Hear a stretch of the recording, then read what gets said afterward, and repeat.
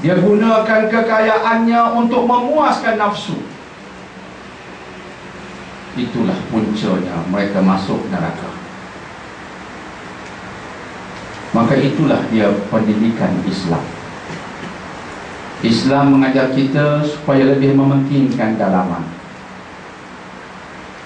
Bentuk dalaman terlebih dahulu, jangan bentuk luaran. Hari ini yang saya bimbangi ialah penekanan terlalu banyak pada luaran,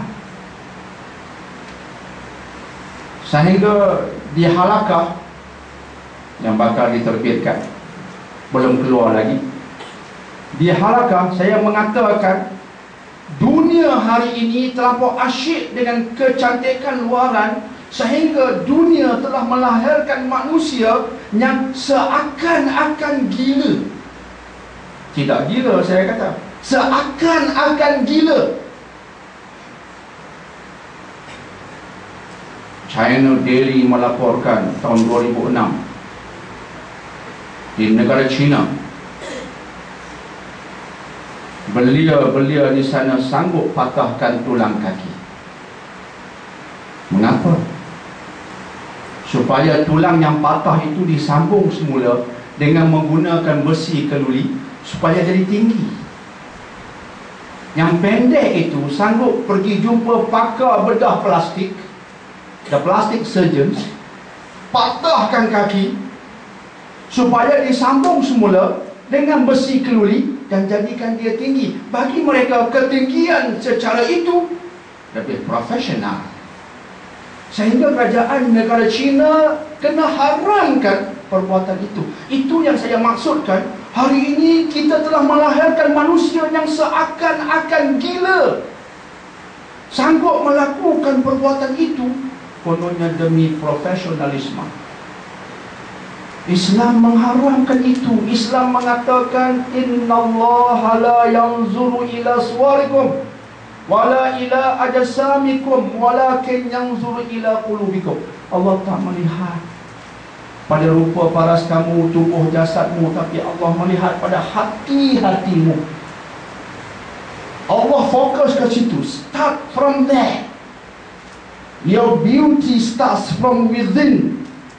Your beauty starts from your heart, not from your skin. Sebab itu iman takwa itu asas. Bila hati sudah bersih, dikurniakan harta kepada kita, hati mengawal harta, takwa mengawal harta. Tetapi jika hati itu kotor, tiba-tiba kita terus mencari jutawan dengan hati yang kotor, berlakulah seperti yang Allah sebutkan dalam surah Al-Waqi'ah 45-46 yang kita bacakan tadi. Mereka golongan kiri, mereka sebelum ini hidup bermewah-mewah, dan mereka terus-menerus mengerjakan dosa-dosa yang besar. Sekaligus kita nampak formula Islam. Islam tidak menolak dunia dan kesenangan. Islam datang meletakkan dunia dan kesenangan di atas landasannya yang betul. Itu saja. Letak pada perspektif yang betul. Dia cantik. Dia ke perspektif landasannya betul. InsyaAllah. Jadi itulah ayat-ayat suci Al-Quranul Karim yang sempat kita bicarakan pada petang yang permai ini. Semoga insyaAllah ayat-ayat yang kita bacakan tadi menambahkan lagi ilmu kita, menguatkan lagi azam kita dengan menggunakan formula yang betul, supaya kehidupan kita tidak terbabas daripada kesucian hidup, kemurnian hidup, dan daripada redha Allah Subhanahu wa ta'ala, insyaAllah. Allahu a'lam bishawab. Sebelum kita buka pada soalan, kita sambung sedikit dengan kitab yang kedua, iaitu Syarah Usul 20, syarah oleh Imam Hasan Al-Banna, supaya apa yang saya sebutkan tadi sekarang nak kita wujudkan dalam bentuk usul, dalam bentuk formula. Kita telah bicarakan formula-formula sebelum ini, usul-usul. Pertamanya, Islam lengkap sempurna. Islam bukan agama yang hanya membicarakan satu penjuru hidup sahaja, hanya bercakap tentang rohani, lupa pada kulit, hanya bercakap tentang kulit, lupakan hati. Tidak. Islam lengkap dan sempurna. Tetapi ada keutamaan, telah kita sebutkan tadi. Usul yang kedua, kita bicarakan tentang sumber Islam. Setiap agama kena ada sumbernya. Bagaimana agama itu tertegak? Agama A